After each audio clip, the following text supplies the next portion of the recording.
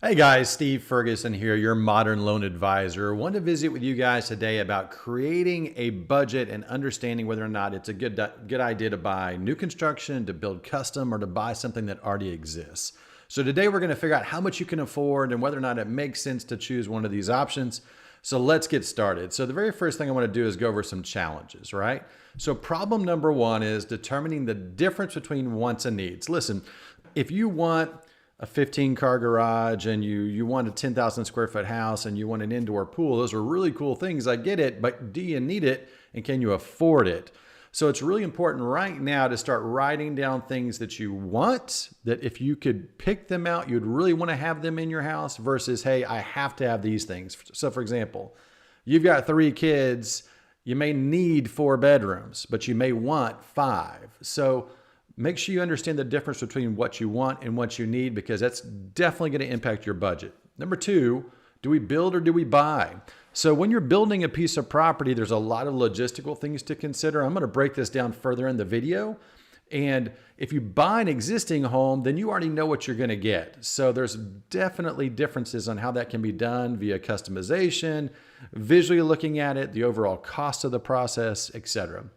And problem 3, determining the difference in cost between the 2 different items. Now listen, costs vary a lot. There's a lot of different variations that we're going to talk about today. So I can't give you all of the exact and precise details, but I can definitely give you some things to think about, and that's what this video is all about. All right. So let's go to some solutions. Now, solution number 1, as we're starting to figure these things out, is, like I told you before, I want you to create a list of everything you would love in a home. Okay. Big backyard. I'd like a really nice kitchen. I'd like a large living room. I'd like an open space from the kitchen to the living room. I'd like a master bath with a walk-in shower. These are very normal things to really think about and figure out whether or not they're going to be part of what you're going to buy or build. We understand that costs change as you're going through this process, and because you may not know the exact cost of those things, that's okay. I want you to write what you think it would cost. So for example, if I was going to put an extra bedroom in a house and gain an extra 150 square feet, what would it cost to add that square footage? You don't need to be a builder to figure these things out. You just need to have an idea of what you think they may cost, and then we can look at those here shortly to really figure it out. And the final solution here that I want you guys to really work on is add up those totals, determine if it makes financial sense. Listen, if your totals equal way more money than you ever thought it was going to be, then it doesn't make sense to do those things. So maybe we could find a home that fits most of your ideas and get you really close to where you want to be without breaking the bank. Okay. Now guys, before I go on to the next slide, I need your help. If you like what you've heard so far, do me a favor, like, subscribe. There's a ton of YouTube videos on my channel that I'd love for you guys to watch. It's all about helping you guys make better decisions and get where you want to go. So I would really appreciate the like or subscribe button. Check it now. All right, let's go on to the next slide and figure out some additional solutions. All right, buy or build. So if you're going to build brand new construction, not like the normal subdivisions, but you want to build a custom home, the first thing you've got to do is choose a builder, right? You can't go out there and assume that the house is going to cost a certain amount of money. You've got to actually go talk to somebody, get boots on the ground to figure out, hey, look, is what I'm asking for reasonable? Now, the other thing that's really important when you're putting this together is choosing your land. Listen, a piece of land can make a tremendous difference in the cost to build anything on that piece of property. So for example, you found the perfect lot, you love it, it's got this beautiful view over the back, and it's got this huge slope, and that builder walks in and says, my goodness, this is going to cost a fortune just in foundation expenses. Those are things you may not have considered before. So the soil type, where it's located, are there utilities close, is it flat? All those different things impact your ability to afford what you want to afford. Okay. Understanding total costs. There's a lot of different pieces that going into new construction. Now, when a home is already built, as an example, those costs are already built into the price you're paying for the home. You don't have to worry about any of these things. You don't have to break all these parts down. But when you're building it on your own, from the very, first step all the way through completion, you're going to expect different things to pop up. Utility expenses, closing costs on land, et cetera, et cetera, et cetera. We're going to break this down a little bit more further in the video. Knowing where to look. Listen, if you're wanting to buy a home and get it as budget friendly as possible, then it's great if you find a piece of property, as an example, that already has utilities, right? Maybe it's not 100 acres. Maybe it's 1 acre. Maybe it's a half acre. It makes a shorter driveway option for you. So there's lots of different ways that you guys can consider looking to be financially stable, making great financial decisions with still getting what you want. Another option is looking just outside of city limits. So most people don't realize that tax costs go down outside of city limits, and taxes will be a big factor when you're buying your home. And then comparing these solutions. Listen, if I bought an existing home or new construction where the home was already built, am I going to be happy with that subdivision, the layout, what's there, the location, all those things? Or you know what? In order to get what I really want, I have to build it no matter what. And I'm not willing to take any other options for that. And that's fine. Just understand that there's comparisons you need to make to understand the differences. There are always costs with getting exactly what you want. And so those are things to think about. All right.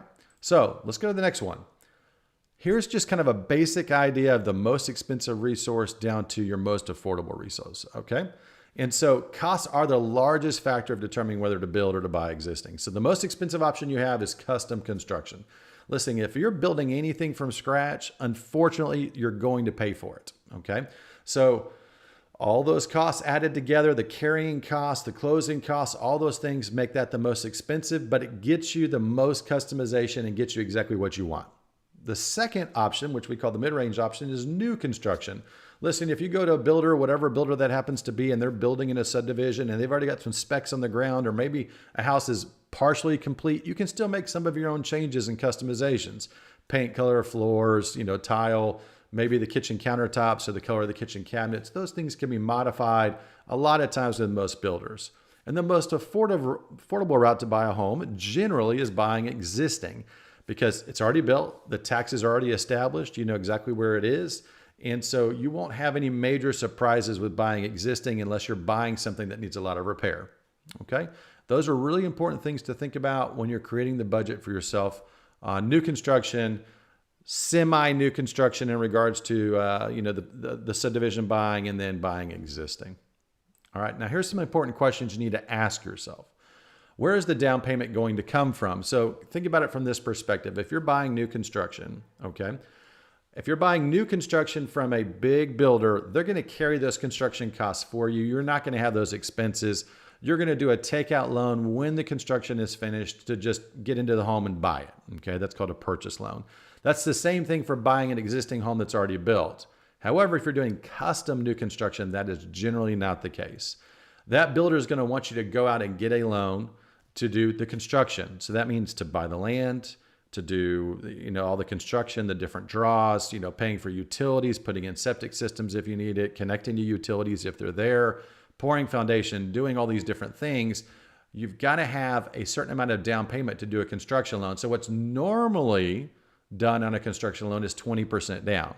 So for example, if your goal is to build a $500,000 house, then your down payment is $100,000. And we're going to break this down a little further in the video, but those are things to consider when you're wanting to do a brand new build from the ground up versus buying something that's already there.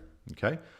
Time. Do you need to move in right away? Listen, if time is not on your side and you've got to get somewhere in a short amount of time, you're not going to have the time to build any kind of home. New construction generally takes anywhere from 4 months to 12 months, and it can even exceed 12 months depending on the size of the house that you're building. So it is not a fast thing to get done. So if you do not have time, that custom construction and even some of those partially built new construction homes are not going to work for you. You've got to have something that's on the ground now. Land. You've got to buy land to build a home on it. If you've got family land, that's great. If you've already inherited this property and you want to put a home on it, that is no problem. You can certainly do that. But you want that builder to go look at that piece of property. And if you're looking at lots or some kind of land, pick that builder before you get out there, bring them out there with you and say, listen, here's where I'm thinking about putting my house. How is this going to impact my budget? So those are things you really need to understand. And you also need to look at the costs of land. Land is not usually very inexpensive. And so you've got to be able to pay for those costs as well. Now that can be rolled into the construction loan, and it just depends on your specific situation, but keep in mind that it costs money to have that land. Can you afford to pay during the construction process? Listen, when you're buying an existing home, you close and you make your payments after you close. With construction, that's not the case. You're going to start making construction loan payments once you close. So the builder is going to make their first draw to either cover the cost of the land for you, permitting, some utilities, etc. And you're going to make payments based on whatever that draw amount is. So if they drew out $150,000 in the first draw, then you're going to make payments on that $150,000 during that construction phase until they draw out more money. And then your payment changes again. So for example, if you live in a house now and you want somewhere to live, you've got to pay your current living expenses plus the cost of the construction loan while you're building. So important details to know. Have you chosen a builder? Look, a builder is very important when you're building custom new construction. You want to do your research. You want a builder who's been in the business for at least 3 to 5 years, I would say, as a minimum, because a builder can make or break your specific situation. I've experienced many horror stories where somebody's chosen a builder, they thought they were a great person, and all of a sudden the builder didn't pay their trades, there were liens placed against the property, and they didn't close anywhere remotely on time, which just costs you money. So you want to pick somebody who's reputable, who understands the area, and builds the type of property you're looking to build, okay? And then how much can you really qualify for? Listen, we all have ideas in our mind about what we want to buy, but can we afford to buy it? So I'm going to break down some of these numbers here for you in just a second, okay? Now, what we need to do is figure all these details out in order to get to the next step, okay? So let's get to the breakdown, all right? So getting to the details, where will your down payment come from? These are things to think about. Is it coming from a 401k? Do you need to get a loan for it? Are you going to sell something to get it, stocks, etc.? There's expenses with all those pieces. So it's important to understand where your down payment's coming from when you're building custom new construction, okay? When are you moving? Remember I talked about time. I want to reiterate time again. Time is so important when considering which one of these options is best for you guys. Never anticipate the shortest closing time that a construction person gives you. If they say, hey, we're going to be done in 4 months, I would add additional time to that. And so if you're very time frame sensitive, this can be complicated. So keep that in mind. Okay. Now, remember land. Where are you looking? What does it cost? How could this impact your budget? Construction loan costs, understanding your payments. Okay, we broke that down a second ago. I want to reiterate that. You're making payments during the construction time when you're building this home. Choosing the builder. See how I'm reiterating these things again? Because they're so important. Those 3 things can make or break your deal. Choose that builder. Think about what you're putting in on the line. This is probably the most expensive thing you're ever going to build. Choose the right person. Let's go over some costs. Let's just assume a $500,000 build cost. Okay, the land. Let's just assume for a minute that you spent $100,000 on the land. Okay, $25,000 in utilities. Let's just assume that you connected to public utilities. Maybe you had a septic system there. It just depends on this location. Design work. Remember, you've got to get your home designed. So a builder can't bid it out. You can't get mortgage financing on it, all those things until we know what you're going to build. So you've got to pay for that design. $5,000 is just an estimate. The sky's the limit on design work and the sky's the limit on land costs. And so it just depends on what you're choosing. Construction loan. So I put $10,000 in there. It depends on the size of construction loan that you need. The larger the loan, the larger the closing costs. But just remember, there are closing costs on the construction side of this, okay? Draws. Now, $300 to $500, every time your builder makes a draw, there's a fee that gets charged. Now, that can be built into your loan amount, but it could also be paid out of your pocket. The lender, whoever that lender is at that point in time, is going to be charging for those draws because they have to manage those draw costs, okay? So usually it's about $300 to $500 a draw, but it depends on where and what the draw is for and how much it is, etc.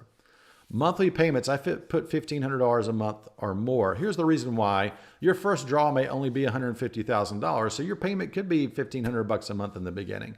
But as that home continues to get built, then those draws get larger, then your payments increase, okay? So that construction payment could be $3,000 a month. It could be $4,000 a month.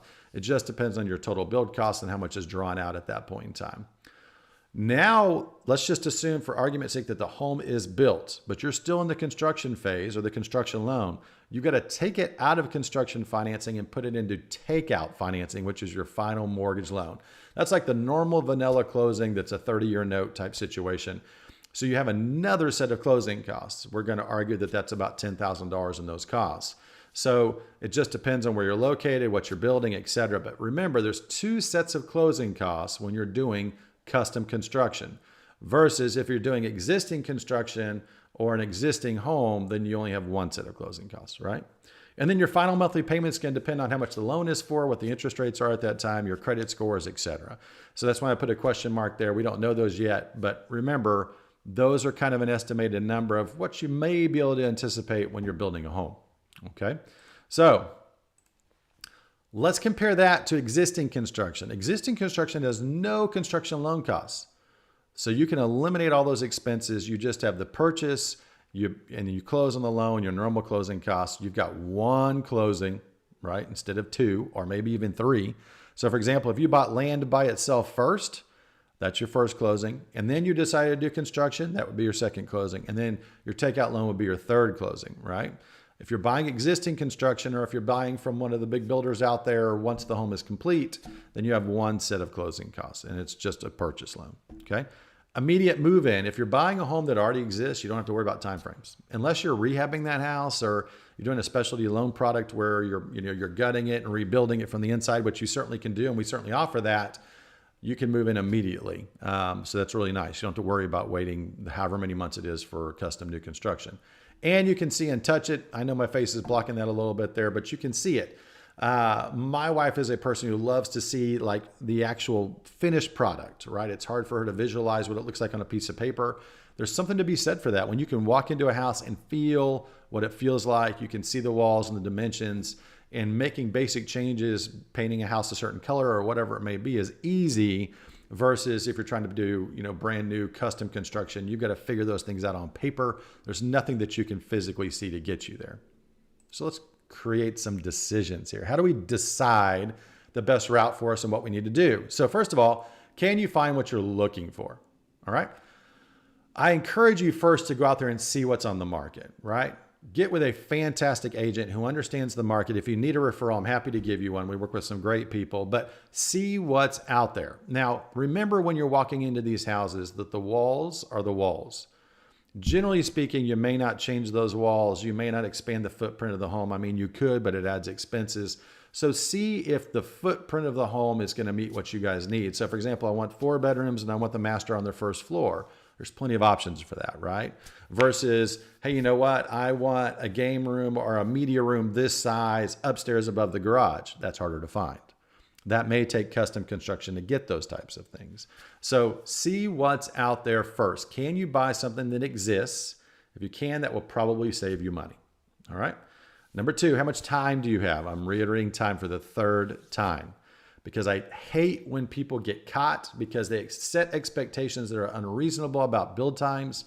So if you are limited on time, well, once again, eliminate custom construction. It's not going to work. And number 3 is, can you afford it? Custom construction will always be your most expensive route to get a home. Again, it does give you the ability to customize it. I want to reiterate that.